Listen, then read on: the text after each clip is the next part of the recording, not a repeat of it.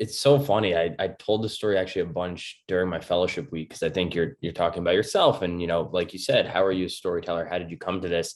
And I always took everyone way back to when I was even like in elementary school. My parents would tell me, if you remember the Captain Underpants series, I had all those books and I would write my own sequels in these composition notebooks and like just it was just I had the bug, I guess, from a very early age. And I'm so sad I've lost those notebooks. So I don't have them anymore. And I would give anything to have them back.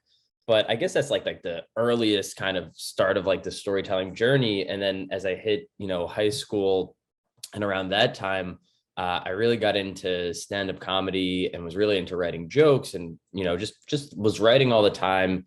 And I'm from Long Island, New York originally, but I would take the train into the city and I started doing open mics and eventually got put on some shows. So it kind of started with stand-up comedy as my first way in.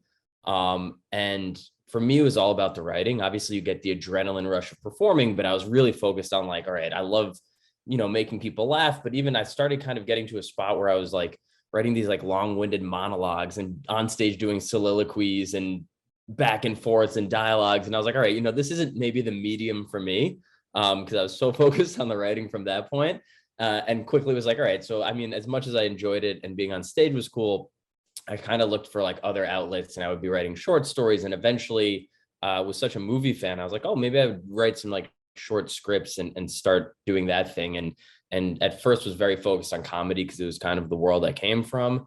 And then I think as I got older and kind of continued down that path was like, all right, I have all this heart in my stories and I'm kind of constantly going back to these same themes, a lot of them around love, which like led to this realization of I'm this hopeless romantic of a guy.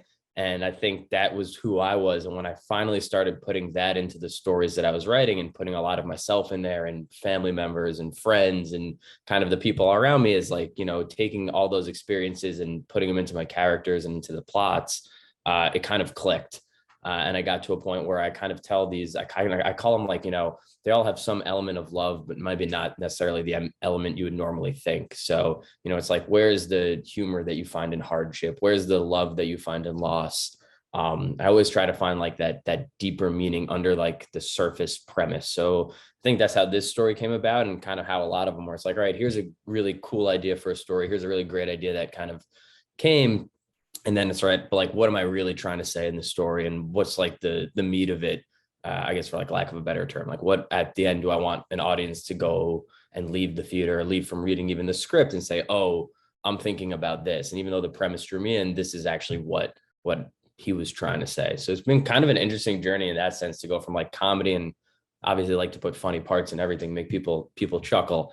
But then hopefully I always say I want to make you laugh and then not too long after make you cry. And that means I've done my job. I think a little bit on stage where it's like it got a bit emotional and a bit more like, it was a bit deeper than your typical like stand up of just telling jokes.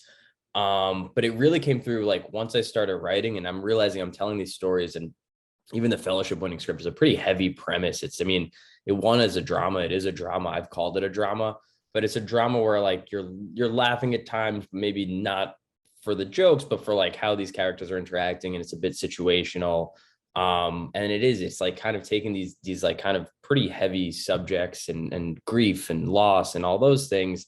And then saying like, all right, well, what's a different way of looking at this? Or like, how would I think a big thing was like, how do I react? Or a lot of the protagonist in that script in particular is based on, a lot of the women in my life, my mom, my wife, my sisters. I was like, how would they react in this scenario if they could just say whatever they wanted and you didn't have societal norms or anything like that? And it leads to a lot of comedy, but it also leads to a lot of truth. So it kind of, I guess, all comes around in that way, where it's like, right, like you can touch on these heavier subjects and still have the comedy in there without it just being like, oh, I'm just doing this for the sake of jokes. Although I do love a good joke too. Don't get me wrong. Oh, I've done the pitch so many times. I feel like I go into pitch mode and I could just do the 90 seconds so quickly, but I'll try to give a slightly different take. But essentially it's a feature length dramedy called Dedicated to Morris Burke. And it's about this woman named Judy, who's in her mid 40s. And when we meet her, she's recently widowed. She lives in New York City with her teenage son named Lucas. And the kind of backstory that you get is that Judy's husband was this best-selling author named James. And James used to do this thing where every book he ever wrote, he would dedicate it to Judy. It was kind of his like wink and a nod. I love you. Thank you for, putting up with my crazy writing schedule. I think as a writer, you're like, I know I'm constantly in my own world and have these characters around me, and you didn't necessarily sign up for that. You kind of did. So that was his little like, thank you. I love you, just a little wink to their relationship. And then Judy learns that his final book, which is being published posthumously, isn't dedicated to her. It's dedicated to this man named Morris Burke. And, she just completely spirals and crumbles after that. She questions her relationship. And it kind of was born out of the idea of like, for me, like a book dedication, it's so small. I mean, I read a lot of books and I gloss past the dedication. I sometimes give it a glance, but it's kind of this really small thing. And I was like, well, what if the smallest thing became the biggest thing to one person, which is what it is? And what if you kind of turned that on its head and you can kind of go on this entire mystery adventure type thing based on this dedication. So that's kind of what we watched Judy do. And you see as she's navigating her grief, how she kind of winds up on this wild goose chase to track down this man named Morris Burke, because she figures, then I can get some answers, then I can get the closure I need and hopefully, not be devastated by what's happened. So you kind of go on this whole, adventure with her, and she hires a private investigator. It's this quirky guy named Ricardo. And together they kind of set out and they go through James's life and they talk to people, his publishers and other authors. And he works as a college as a professor. So other professors, and, they're kind of these ups and downs. And the whole time you're kind of watching this portrait of a woman who's clearly grieving and clearly hurting, who also tells it like it is and is blunt and brash and to the point. And that's probably like exacerbated by the fact that she's now pretty angry and heartbroken and devastated. And, you see this kind of story start to unfold. And then I think you get to, somewhere around the end of the second act, third act, where you see that her and her son Lucas's relationship has kind of deteriorated. She hasn't, been there for him. She hasn't been able to help him through his grief. She hasn't been, I hate to say like she hasn't been the mother she should be, because I think she's dealing with her own thing. And I think it's just how she deals with it. And this undertaking becomes a big part of it.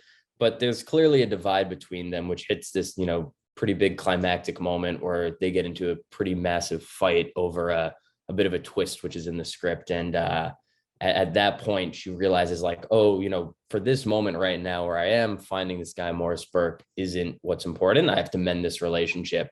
And I think together, then they start to relearn how they can be okay. How can we kind of get through this? How can we be there for each other in the way we need to be? And then my big moment in the pitch where I kind of let everyone have it, I said, and only amidst this realization that Judy needs to be there for Lucas, does Morris Burke somehow show up in their lives. So he somehow makes an appearance, and I'll keep it a little vague. So if anyone doesn't want spoilers, that's what I'll say. I know everyone says they have their different processes. For me, it's a lot of like, all right, I had this idea. I was really interested in the idea on one side, and then I had this character on the other that I'd been trying to kind of get into something, and that's Judy, where I wanted, a woman who kind of says it like it is, who is a little bit sarcastic in that kind of way, but she has that likable personality where you're like, oh, like you're just to the point, in my face, and that's what it is. I think it's like a character who a lot of the women in my life are like, and then we're starting to see it more in movies and on TV. I was like comparing, like you look at like Frances McDormand in Three Billboards, or Saoirse Ronan in Lady Bird. You have these really strong personalities, and I was like, I'd love to see that character. In Three Billboards they touch on it, but in a very different way. It's like, how do you undertake this adventure is the wrong word, but how do you undertake your grief, and how do you kind of face this new situation?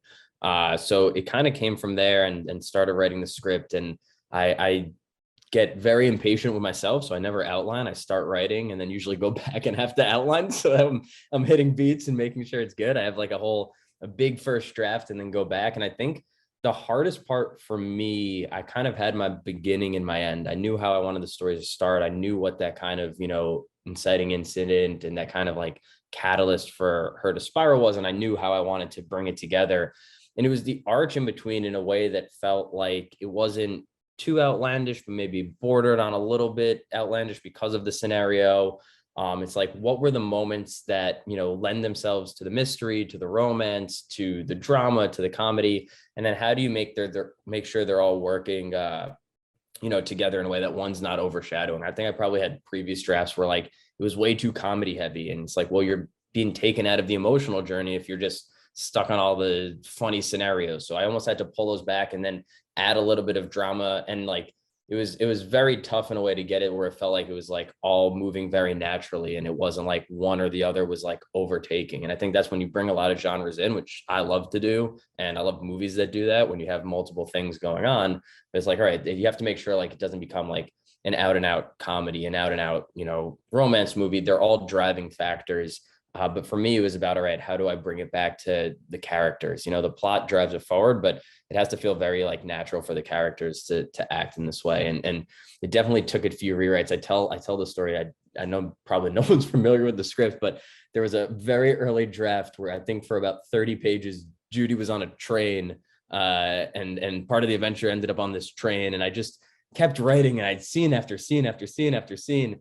And then I went back after and I was like, I have to lose all the train stuff. That just doesn't make any sense. This was something that's totally going outside. It was fun to write, but this is not ending up in it by any means. And then I think you start to realize like, oh, this is, vital to the story and vital to the characters and for an audience to understand where they're coming from. And once that starts to click, it got easier. But yeah, that was definitely not the train scene itself, but figuring out kind of the arc from the beginning to the end for me was a bit of an undertaking. But it goes from like fun to then like, why am I doing this? And then back to fun, hopefully. I drive my wife nuts because I make her read everything a million times with me out loud, because the only way. So I have to read it out loud to someone and hear it. And I'm already reading it out loud as I'm writing it, but then I do it that way. But yeah, I send it to friends, family. I try to get like people who are like a little bit different in what even they like movie wise, because I want to hear kind of differing opinions. So I probably sent it out to like not a crazy amount of people, like 5 to 10 people, and say, hey, here's a script that I finished. Would love your feedback. I tell everyone up front, like, please be as harsh as possible. You don't have to tell me I'm great. Like, I want to hear what's working for you, what's not working for you, who you love, who you hate. If you hate someone, like, should you be hating them, or do you hate them for the wrong reasons? So yeah, I asked everyone to be super like brutally honest with me. And I think I had a draft done. I did that. I sent it out to a few competitions. It was an earlier draft last year, and it placed in a bunch of them. It did like fairly well, where it started getting kind of placements. And I got some feedback from them, like some of the competitions. I would get the notes and the feedback, took that, wrote one final draft kind of based on the notes and a few things. I had a few ideas. I always think like right when I hit send, I'm like, oh, I really should put that in there, and it's already out there. So I had a few ideas like that already, and I took some of the notes and wrote this final draft, and then felt like it was in a pretty good place. I think I had maybe some of the friends reread it to be like, hey, does this work better now? And is this, more in line? And when I say friends, it's like friends who are, kind of in a creative space and in, film, advertising, TV, to friends who work at a bank. And, I think all the opinions to me help a lot. And then had this script and sent it to the ISA for this fast track fellowship, and felt like, all right, I got something good here. Like I think I kept telling myself, it'd be great to get like a genre award, or great to make the top 50 and then get a genre award. And then lucked out with the fellowship. So I was super excited about that. And it worked well. And you asked about a table read. I didn't do a table read until after it won. And then I had a bunch of people who hadn't read it who were like, we should read it. And I was like, we should do a table read, because now I have enough people, and I was handing out characters and like, this is great. And I didn't even do it for notes. It was just for my own personal pleasure of like, this is awesome. But we did do a table read after that, and it was really fun to do. I think I would recommend that to anyone. The table reads are the best way. Get some like pizza and beers and wine to loosen everyone up, and then just assign characters, and it's a blast. I kind of obviously submitted to be the fellow and to try to win the fellowship. And then, so I went through round one, and so I'd made the top 50. And then once that happened, I was like, all right, this is like, I'm in it. I have a shot. And I think I went back and looked at an old interview with, I want to say her name was Denise Myers, who won it, I think the year before me. And she had mentioned at one point that if you win it, you get a phone call. You don't just get the email. And I didn't know that. So the day that it was supposed to be announced, I had like my cell phone next to me, and I'm waiting, and I was like, all right, like, you might not get a call. And I think, like I said, like if you're a genre winner, that would be super awesome. So that would be super cool, whatever it is. And I remember I was working, and I think it was like mid-afternoon, and my phone's buzzing and it's a call from LA. And in my head, I was like, you don't get that many calls from LA. Like it could be sales, but it's probably not. And then I think I answered, and it was Molly. And she let me know that I'd been named the fellow and won the drama award. And then I think the way I retold it was I used every form of thank you and I'm excited, humanly possible. Oh, thank you so much. I'm so appreciative. This is so awesome. I'm so excited. I can't wait for this opportunity. To a point where I think I was just saying that she's giving me information. And I was just like, this is great. This is amazing. And just ran out of different adjectives and nouns and anything. And was super pumped. And after I got off the phone, went and told my wife and told my family and some friends and was very excited. And then the way my brain works, I think I was excited for about an hour. I was like, I can't believe I won. This is so great. And then I instantly switched and was like, all right, I'm gonna have to do a lot of work. I'm gonna have to be prepared. I'm gonna have to get ready. Like this is gonna be something where it's like you're able to get out there and meet some really great and important people. So there's gonna have to be a lot of work that goes into it. And I remember one of my buddies like, hey, like celebrate the moment for a little longer. I was like, no, I'm excited. Don't get me wrong. This is what I've been waiting for. And this is what I've been working towards. But I was instantly like, all right, what can I do to get ready?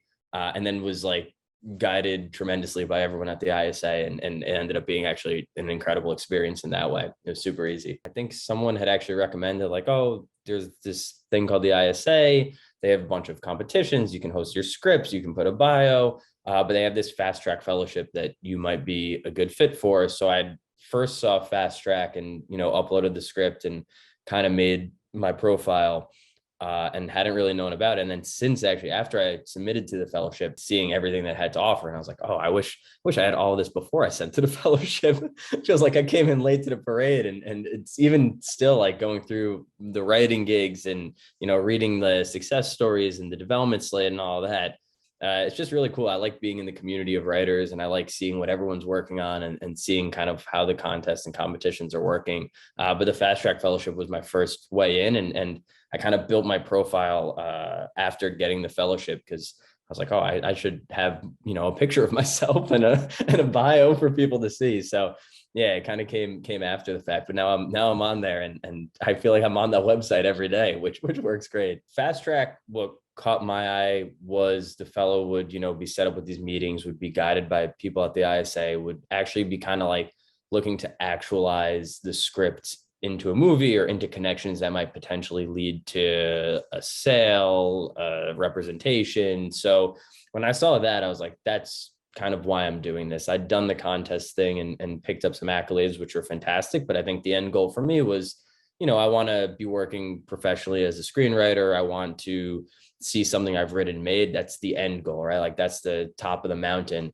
And it felt like Fast Track was a way to get there. And I think was kind of my mindset going into a lot of these contests. It's like, obviously there's a ton of contests and competitions, and there's a lot out there. And I think it's like you said, some of them are more well-known, some less known. For me, it was a lot about, I want to put my screenplays into something where I feel like I'm amongst, very tough competition. I know that a lot of people are applying. I know that maybe because it has a name, something like Austin, where it's like, all right, I'm going to be against some pretty great writers. And I want to see if I can go toe to toe with them, not against them, but I want to see if like my work is holding up to them.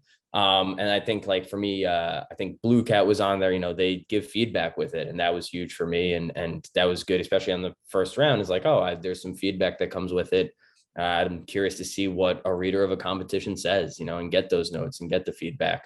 And then when it came to Fast Track, it was like, all right, I think now I'm at a point where I have something that I'm excited about, and I want to see if I can get it out there in front of these industry members. And that was like immediately what caught my eye, meetings during the fellowship week, where it's like, not even for the sake of like I said, necessarily, getting your work sold, but just for the sake of like talking to some of these people and understanding what they're looking for and what I could be doing that could give me the best shot with all of my writing. What steps could I take?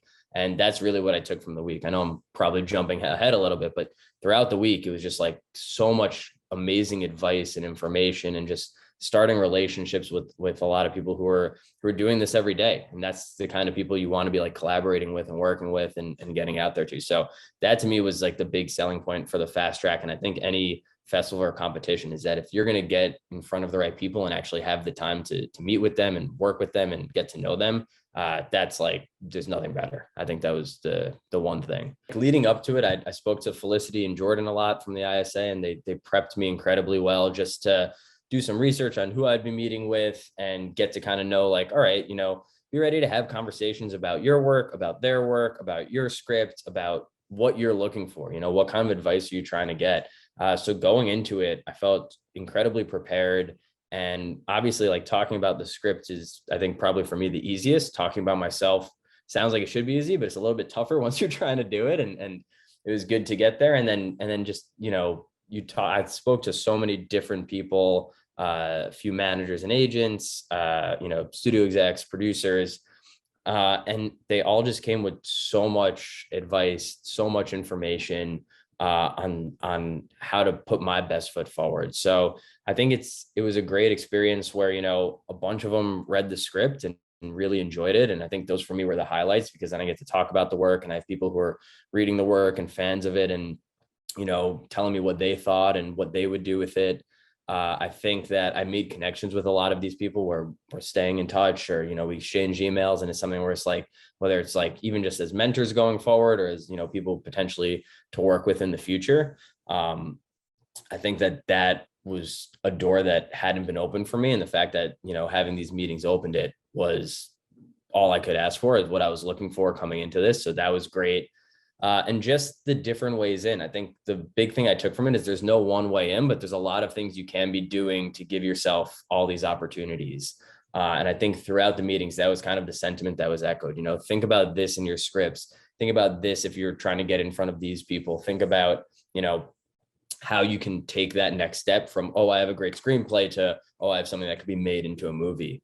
So I think coming out of it, like, yeah, and to be honest, like the big highlights were, when people like the work, it's easy to have a conversation and get excited and see if, you could potentially continue and work together. So coming out like of all those meetings, I was doing victory laps around my apartment, like, oh, this is great. Someone read it, they liked it, they're in the industry, and then let's see what happens and where we can go. There's a lot of lessons I took from the fellowship week. I think one big one that it was just something that I'd never thought about. As a writer, I think you always have to write the story that's true to you, and always write a story, with the characters that you want, especially from the producing side.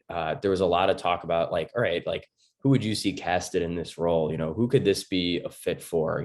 How many characters you have that you could build a cast around? And when it comes to making the movies, how that's a big part for producers. They're trying to package together scripts with, specific directors, specific actors and actresses. And, how many characters do you have that can kind of carry these kind of roles? And it was something that I think even in my writing now, it's like, all right, as I'm writing, I have these characters, but, who could be in these roles? And are they roles that actors are going to want to take? And, is it something that's going to be like a quote unquote juicy part that you can get someone interested in? And I think, I'd always thought about it from like, oh, these are the characters and this is what I think of them. But if you do want to see it made, it's like, all right, we do have to have a cast and have actors and actresses play them. And it's something that never really crossed my mind. And now kind of is starting to be like a consistent thought in my head of like, all right, like, how can I see this actually if it was being made? So putting a little bit more of the producer hat on, not in a way that I think it affects the writing, but that it's just kind of there as you're writing. So that was a big part. And then I think just in terms of pitching, it's like everyone was so friendly. Everyone was so positive. Everyone, what they told me, and this was something that stuck out in the pitch and then also in all the meetings was, they want you to succeed, because if you succeed, it means they succeed. If they love your work and think that you have a killer pitch and an amazing script, then they're going to be able to work with you and create something. And then, that's going to be good for them producing wise, directing wise, whatever it is, managing, repping you. So that was just such a nice fact going in. I think sometimes even myself, you go into something, you're like, all right, I got to like come with my best foot and kind of win them over. And it's like, oh no, they're rooting for you the whole time. And that made it a lot easier. And that's the, exact thing that I felt from everyone. Everyone was like extremely open, trying to help me like figure out like, all right, this is what you can do with this. These are some different avenues you can take, whether it's, making a proof of concept short? Is it, finding directors to start working with? Because I'm more of a writer's first guy. And, so I think just kind of hearing all the different avenues in. And then the final lesson, I think, is do everything simultaneously. If you have a script out there, have the script finished and make sure it's ready to go, but maybe think about making the proof of concept short while also maybe sending it to people who might be interested and take unsolicited material to, try to hit every avenue as possible. And hopefully one of them opens and that's your way in. There's no reason to just stick to one thing. I think it's good to like cast as big a web as you can. But yeah, I feel like there's so much more and I'm going to forget it. And Felicity's going to be like, what about all these things? And we spoke about it. But that was a bunch of it. And there's definitely a lot more that I'm 100% forgetting in the moment. Coming off the fast track week, I remember, my final meeting with Felicity and Jordan. I was like, oh, this is so sad. I feel like it's like the end of camp where you leave and you're like, I can't believe it's over. I just want to keep doing this. I was like, sign me up for another week. I'll do it again. Make 8 more meetings for next week. I'll take them all. No, but it was like kind of that like instant, like, all right, this was the most incredible week. And how cool does it feel to talk about your work and talk about writing and talk about it as a career? But then also my mindset kind of went to like, right, how do you keep the momentum going? And I think you come out of a lot of the meetings motivated and inspired because, you feel like you have something. It's like, right, like what steps can I actually take and what advice can I take and keep them going? What relationships can I keep? How can I keep, open lines of communication with some of these people and how can I kind of keep the connections there? So it's been a combination for me of like taking the dedicated to Morris Burke script and kind of like making a checklist of like, all right, maybe I should look into, sending it to a few of these places, or maybe I should look into a proof of concept short to also, maybe I have some connections that I've made that it could be a good fit for. And, I have kept in contact, I think, with a few people where it's like, all right, let's see where things go and cross the fingers that things go really well. I think on a writing standpoint, I'm like, I just can't write enough now. Like there's not enough hours in the day. I just want to keep writing everything. And I feel like I said before, that note on, thinking about casting, I think I had a screenplay that I was working on. And as I'm working on it now, it's like, oh, this would be a really great character who I think a lot of actors would want to play. And this would be a great character that maybe actresses would be into, and then continuing to build those characters in a way that, is still authentic to the people I've created, but then also people that other people, actors and actresses would want to get in on. So it's been kind of twofold in that sense. Me and the other fellow, Ariane, have kept in contact and are going to try to look to continue to talk about our experiences and see what we're both doing and maybe exchange some work, which as a writer, that's the big thing. Like you said before, you give your script to family and friends. I think when you can get other writers to read your work and have writing groups, that's a great way in. So that's another thing. And then I think like the overarching thing is just like, all right, I had this great experience and great week. Let me try to keep these connections, keep these lines open, keep working on my stuff, and just keep developing as a writer, taking some of the advice and the feedback and knowing like, all right, these are maybe some steps to representation. These are maybe some steps to getting something made. And then here are some steps that just put me in a better place in terms of the writing process, whether it's other writers,